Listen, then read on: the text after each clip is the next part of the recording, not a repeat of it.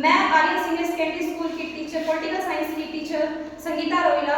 आज हम इकट्ठा हुए हैं एक एक्टिविटी के लिए, यानी कि एक डिबेट के लिए, जिसका टॉपिक है पार्लियामेंट वर्सेस जुडिशरी सिस्टम। जैसा कि आप जानते हैं, पिछले काफ़ी समय से ये मुद्दा गहराया हुआ है कि देश में पार्लियामेंट सिस्टम ज़्यादा सर्वोच्च है, यानी कि ज़्यादा है, या फिर जुडिशरी सिस्टम है।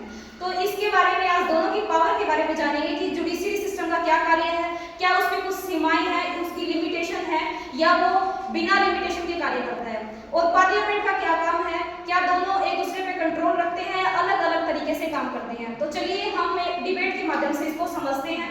तो ये हमारा पार्लियामेंट सिस्टम है, जो पार्लियामेंट के बारे में बताएगा कि उसका हमारे पार्लियामेंट क्या काम करती है, उसका क्या रोल है। उसके बाद ये जुडिशरी सिस्टम की पावर क्या है, लिमिटेशंस क्या है, उसके बारे में थोड़ा जानेंगे।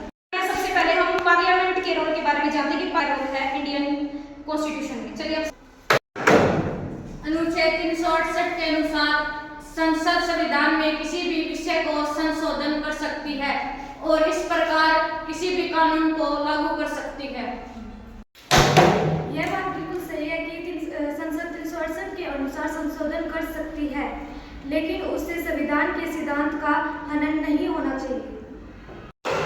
वर्तमान में हम देख सकते हैं कि न्यायिक व्यवस्था अपना दायरा बढ़ा रही है, वह अपनी सीमाएं लांघ रही है। जैसे कि उसने 12 अप्रैल के बिल पर फैसला दिया कि राष्ट्रपति को 3 महीने में फैसला लेना होगा। इससे आप देख सकते हैं कि न्यायिक व्यवस्था अपनी सीमा लांघ रही है और संसद के कार्यों में अनुचित हस्तक्षेप कर रही है, जो कि ठीक नहीं है। सुप्रीम कोर्ट ने अपनी कोई सीमा नहीं लांघी है, वह सिर्फ अपना फैसला सुनाता है। जब संसद खुद अपने फैसले नहीं लेती या कोई कानून नहीं बनाती है, तो कोर्ट को उसमें अपना फैसला सुनाना पड़ता है, जब सेंटर और स्टेट में है। और जो फैसला सर्वोच्च न्यायालय के जस्टिस नीतीश और उनके बेंच ने दिया है, वो एकदम सही है। उसमें किसी भी प्रकार की कोर्ट की सीमा का उल्लंघन नहीं हुआ है। भारतीय संसद को सभी प्रकार के कानून लागू करने का अधिकार है। वह संविधान में किसी भी प्रकार के प्रावधान को ऐड कर सकती है और घटा भी सकती है। यह बात बिल्कुल सही है कि संसद संविधान के मौलिक अधिकार में बदलाव ला सकती है, लेकिन वो मूल ढांचे में कोई बदलाव नहीं कर सकती। जैसा कि 1973 में केशव भारती केस में कहा गया है कि संसद को संविधान में पूर्ण रूप से बदलाव लाने का कोई अधिकार नहीं है, न वो उस अधिकारों को समाप्त कर सकती है। संसद संविधान के मौलिक अधिकारों का विस्तार कर सकती है, लेकिन नकारात्मक बदलाव लाने का कोई अधिकार नहीं है। भारतीय संसद जनता के व्यक्ति या जनता की इच्छाओं को कानून का रूप देती है। इस प्रकार न्यायालय उसकी जांच कर उसको रद्द करना अलोकतांत्रिक है। माना कि संसद जनता की इच्छाओं को कानूनी रूप देती है, लेकिन संसद द्वारा बनाए गए सभी कानून सही हों या जरूरी तो नहीं। इसलिए न्यायपालिका द्वारा उसकी जांच करना कोई अलोकतांत्रिक नहीं है। ऐसे कई फैसले न्यायपालिका ने दिए हैं जो संसद द्वारा बनाए गए थे, लेकिन संविधान के अनुसार वे सही नहीं थे। इस प्रकार न्यायिक समीक्षा गलत नहीं है। भारतीय संसद किसी भी विषय पर कानून बना सकती है। संसद बिलों पर चर्चा करती है और उनको पारित करवाती है। माना कि संसद किसी भी विषय पर कानून बना सकती है और वह संविधान में रहकर ही कुछ कार्य कर सकती है।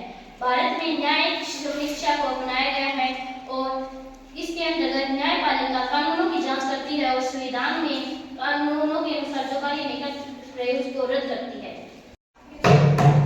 भारतीय संसद नागरिक के मौलिक अधिकारों का संशोधन कर सकती है। यदि संसद को लगे कि मौलिक अधिकारों में परिवर्तन की आवश्यकता है तो कर सकती है। पहले भी संसद ने कई बार मौलिक अधिकारों में परिवर्तन किया है। जैसे कि आप देख सकते हैं, पहले संपत्ति का अधिकार, अब 44वां संविधान के अनुसार यह संपत्ति अधिकार बन चुका है। इस प्रकार संसद संवैधानिक अधिकारों में परिवर्तन कर सकती है। संसद मौलिक अधिकारों में संशोधन कर सकती है, परंतु वह अधिकारों की कमी नहीं कर सकती और न ही उनमें कोई नकारात्मक परिवर्तन कर सकती है। जब किसी मौलिक अधिकार में यह लगता है कि इसमें बदलाव की आवश्यकता है या फिर वह समय और परिस्थिति के अनुसार ठीक नहीं बैठ रहा है, तभी संसद उसके अंदर परिवर्तन कर सकती है। यदि मौलिक अधिकार सभी स्थितियों और समय के अनुसार सही है, तो संसद को उसमें परिवर्तन करने का कोई अधिकार नहीं है।